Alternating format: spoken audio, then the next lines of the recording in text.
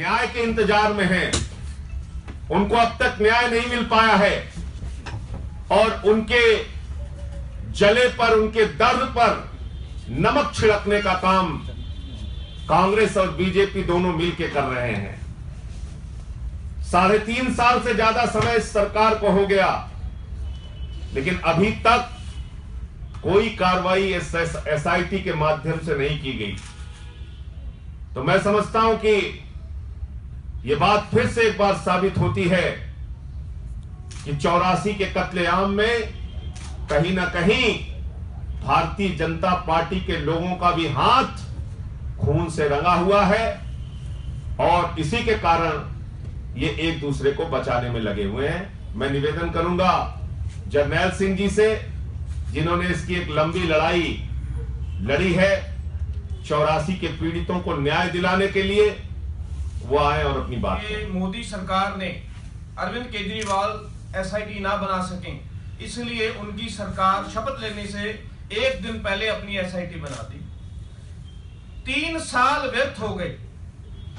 कल supreme court ने कहा कि आपकी जो एसआईटी थी वो फेल हुई है, उसने केसेस बंद करने की बात की है, इसलिए सुप्रीम कोर्ट अपनी मॉनिटरिंग में अपनी एसआईटी बना रही है।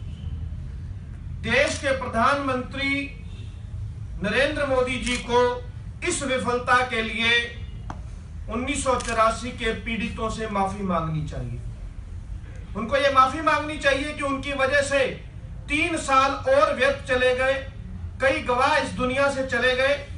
न्याय की आशा में सच कहूं तो बहुत कम रह गई है, क्योंकि कई गवाह जा चुके हैं। कई गवाह जो है उनको दबाव में उनको अपने बयान बदलने पे मजबूर किया गया। निंदा प्रस्ताव पारित किया था 1984 के कत्लेआम के खिलाफ। अब संसद में एक निंदा प्रस्ताव पारित किया जाना चाहिए और यह पता लगे कि भाजपा और कांग्रेस वाले उसका साथ देते हैं कि नहीं देते हैं। दिल्ली सरकार, मैं फिर कह रहा हूं, जो सुप्रीम कोर्ट ने, माननीय सुप्रीम कोर्ट ने एसआईटी बनाने की बात की है, उसके लिए कोई भी दफ्तर, कोई भी स्टाफ, जो भी चाहिए वो दिल्ली सरकार प्रोवाइड कराने के लिए तैयार है। तीसरी बात, जो भी जांच हो, दिल्ली पुलिस पर हमें कोई भरोसा नहीं है, क्योंकि उस समय के दिल्ली पुलिस के जो कमिश्नर थे सुभाष टंडन, वही गुरुद्वारा रकाबगंज साहब के बाहर खड़े होकर गोलियां चलवा रहे थे, क्योंकि इसी दिल्ली पुलिस के एसएचओ शूरवीर त्यागी ने त्रिलोकपुरी के अंदर कत्लेआम कराया।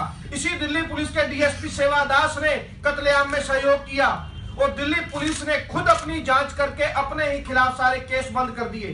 कुसुम लता मित्तल कमेटी ने 79 पुलिस अफसरों के खिलाफ क्रिमिनल प्रोसीडिंग्स करने के लिए कहा, लेकिन ना मोदी सरकार ने ऐसा किया, ना मनमोहन सिंह सरकार ने ऐसा किया। उन पुलिस अफसरों के खिलाफ जिन्होंने ये कत्लेआम खुद कराया, गोलियां खुद चलवाई, उनके खिलाफ कार्रवाई होनी चाहिए। चौथी बात, इस दायरे में सिर्फ दिल्ली के केसेस न लाए जाएं, बोकारो में भी कत्लेआम हुआ है, झारखंड के बोकारो में भी कत्लेआम, उड़ीसा में हुआ है, कानपुर में हुआ है, और भी जितनी जगह पर हुए उन सब के केसेस को भी इस एसआईटी को देखना चाहिए।